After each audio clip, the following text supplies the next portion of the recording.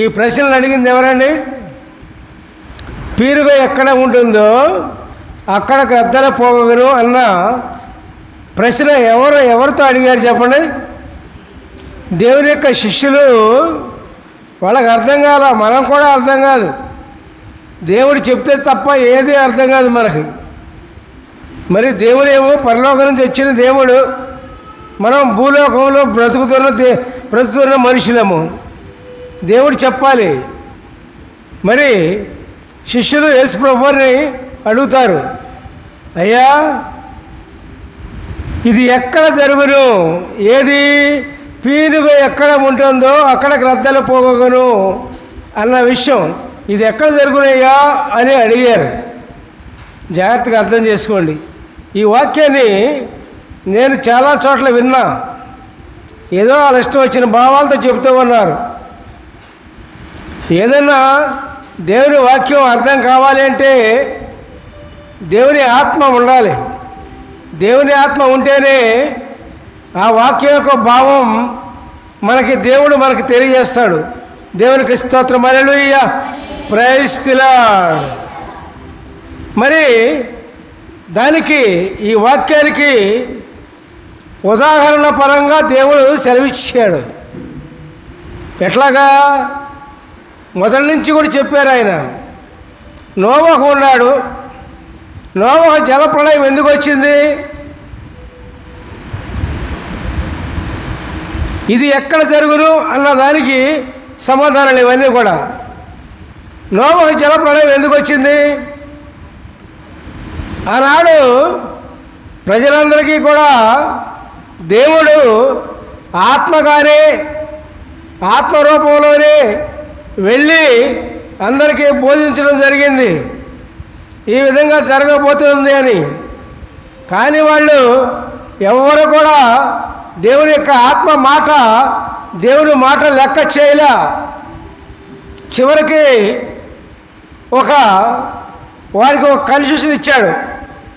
Concession అంటే దానికి ఒక మార్గం చూపించారు దేవుడు వారికి. ఎందుకంటే ఆయన ప్రేమ స్వరూపు కదండి. ఆత్మస్వరూపుగా వెళ్ళినా వినకపోయినా వాళ్ళకు ఒక మార్గం, రక్షించాలని ఒక మార్గం చూపించారు.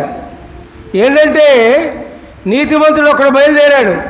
నీతివంతుడు ఒకడు నోవహు ఉన్నాడు. నోవహును పట్టుకున్నాడు దేవుడు. నోవహును పట్టుకొని ఓడ ఒకడు తయారు చేయించి, అనేక అంగులతో ఓడను తయారు చేయించి, మీరు రండి ఓడలోనికి ఎక్కండి, మీరు రక్షించబడతారు అని కూడా దేవుడు సెలవిచ్చారండి. కనీసం ఆ ఓడ కూడా ఎక్కలేకపోయారు వాళ్ళు. అప్పుడు పాపం గురించి దేవుడు చెప్పలా. ఎందుకంటే ధర్మశాస్త్రము అప్పుడు లేదు. ధర్మశాస్త్రం వచ్చింది, దేవుని యొక్క ఆజ్ఞలు వచ్చింది మోషే దగ్గర నుండి. ధర్మశాస్త్రం లేదు కాబట్టి, దేవుని యొక్క ఆజ్ఞలు లేవు కాబట్టి మీరు రండి ఓడ ఎక్కండి, అప్పుడు మీరు రక్షించబడతారు అంతే అని చెప్పినా కానీ ఎవరు కూడా ఓడ ఎక్కలా.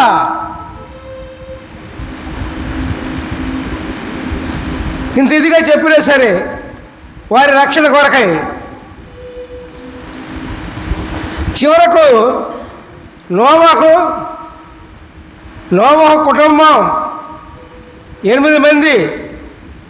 8 మంది ఎవరు? నోవహు భార్య, 3 కుమారులు, 3 కోడళ్ళు. ఎంతమంది? 6, 2, 8 మంది మాత్రమే దేవుని చెప్పినట్లు చేసి ఓడ ఎక్కి రక్షించబడ్డారు. బిడ్డారా, దేవునికి స్తోత్రం, హల్లెలూయా, ప్రైజ్ ది లార్డ్. మరి ఇది ఎందుకు జరిగింది? వాళ్ళు ఎందుకు రక్షించబడలేకపోయారు? తక్కిన జనాంగం అందరూ కూడా ఎందుకు రక్షించబడలేకపోయారు చెప్పండి? ఎందుకని చెప్పండి? దేవుని మాట వినలా. దేవుని మాట వినలా. దేవుడు ఎన్నో ఛాన్సులు ఇచ్చారు వారికి రక్షిద్దామని, కానీ వాళ్ళు ఎవరు కూడా వినలా. నోవహు అంటే దేవునితో నడిచాడు, దేవుని మాట విన్నాడు, మంచిగా ఉన్నాడు, ఒక మంచి కుటుంబీకుడిగా ఉన్నాడు. అందుకని అతని కుటుంబం రక్షించబడింది. పిల్లారా, దేవునికి స్తోత్రం. అట్లాగే ఈ లోకంలో దేవుని మాట విన్న ప్రతి ఒక్కరు కూడా ఎటువంటి ఆపదలు వచ్చినా, ఎటువంటి కష్టాలు వచ్చినా, ఎటువంటి బాధలు వ్యాధులు కష్టాలు వచ్చినా సరే వాళ్ళు రక్షించబడతారు. ఎవరు? దేవుని మాట విన్న ప్రతి ఒక్కరు కూడా. ప్రియులారా, దేవునికి స్తోత్రం. దేవుని మాట వినాలా అక్కర్లేదండి? దేవుని మాట వినాలా అక్కర్లేదండి? మరి పీనుగంటే మనం ముందు చెప్పుకున్నాం, ఏదది? పీనుగ ఎక్కడ ఉందో అక్కడ గ్రద్దలు పోగలని దేవుడు చెప్తూ ఉన్నారు శిష్యులకి. ఏంటా పీనుగ? ఇప్పుడు చెప్పండి, మీకు తెలియాలి. దేవునికి స్తోత్రం చెప్పండి. హల్లెలూయా, ప్రైజ్ ది లార్డ్. పాపం ఎక్కడ ఉందో అక్కడ పతనం సంభవిస్తుంది ప్రియులారా. దేవుడు క్లియర్గా చెప్పారండి. దేవునికి స్తోత్రం, హల్లెలూయా, ప్రైజ్ ది లార్డ్. ఎన్నో కుటుంబాలు శిథిలమైపోతున్నాయి. దానికి కారణం ఇదే. దేవునికి స్తోత్రం చేయండి. Hallelujah, praise the Lord, praise the lord.